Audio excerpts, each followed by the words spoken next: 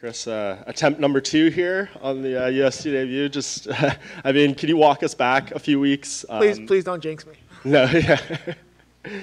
Hopefully it goes forward. But can you just walk us back a few weeks and explain the roller coaster of what it was like those, few hours, and then, it's happening, it's not happening. Just tell us, start there. It was just a weird experience all around, man. Like, I got that phone call about 9:30 at night. Had gotten done sparring, just got home, eating like 3 pounds of food, and they're like, "Oh, hey, if you can make weight, you're fighting in the UFC." So I spent the next 3 hours busting my ass, just working, made the weight. We get there, I can't sleep that night. I'm like, "Oh crap, it's finally happened, it's finally happening. I've been doing this for like 14 years, it's finally happening." Get there, like, "All right, we're doing this. And like, had they stopped me when I got there, like, "Oh, it's not happening," I'm like, "Okay, I get it." But like, I weighed in. I was like, "Okay, it's really happening." And then they're like, "It's not gonna happen." So, that sucked. That sucked, man. I can't even begin to explain how much that sucked. Like, fight week's already stressful on anything, but like to be there, to weigh in, to have everything going, and then take it away from you, fucking sucks. Yeah. Who was the most of your, anger, frustration in that moment directed towards? Was it Phil? No, I mean, at first you want to get frustrated at Phil. You want to be mad at Phil. Like, take the fight. We're fighters. Take the fight. But at the same time, man, like, I've been doing this for a long time now. I've got a lot of fights, a lot of experience. I understand now more so. I wish I understood earlier that this is a business, and you are your brand. And I don't know. I've never spoken to Phil about it, but it could be a thousand things. Like, he may not have wanted to struggle for the weight for a guy who's coming in fresh. He may not. I felt comfortable doing it.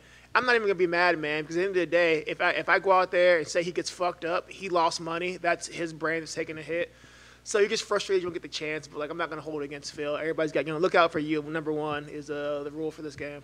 Yeah, and I guess if we're trying to look at the positive side here, this couldn't have worked out much better. I mean, you get a little more time. You fight on this card in this arena. This is a good, alternative, right? If the other thing didn't happen, this is pretty nice as well.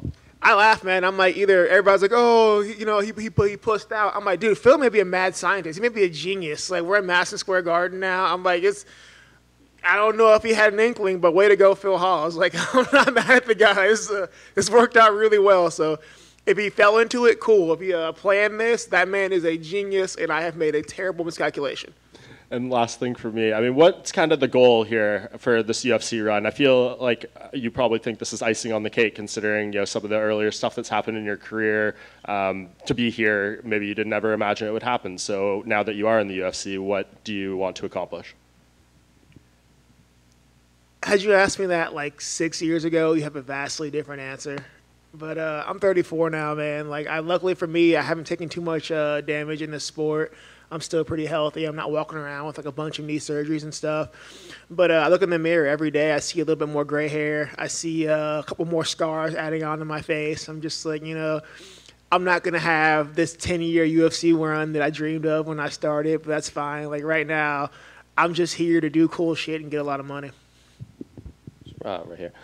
You mentioned that it's obviously been a long journey to the UFC. I think just fans in general were happy when you got that last-minute fight, and then when it was taken away, they kind of felt for you. But now that you're back and you get to fight in Madison Square Garden, have you felt the outpouring of support from the fans? I really have. I actually felt kind of bad because everybody's like, "Yay! Oh, yay!" Anyway, they're going through it with me, and it's really cool to see. You're going to have people who hate you and want to see you crash and burn. But I've had a lot of love from people I don't know.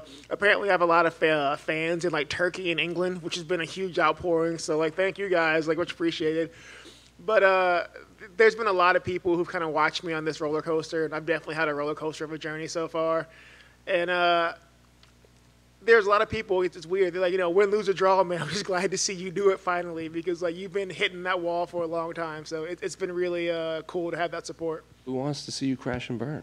You would be surprised. I have made a lot of enemies that I wasn't aware of. I don't know what I did, but I have made a lot of enemies. And like I think it might have been from fighting Magomed twice or whatever, because I'm split down the middle with like Russia. There's a lot of Russians in the DMs. Half of Russia loves me. The other half is like, I hope your legs break. And I'm like, all right, I'm sorry, guys.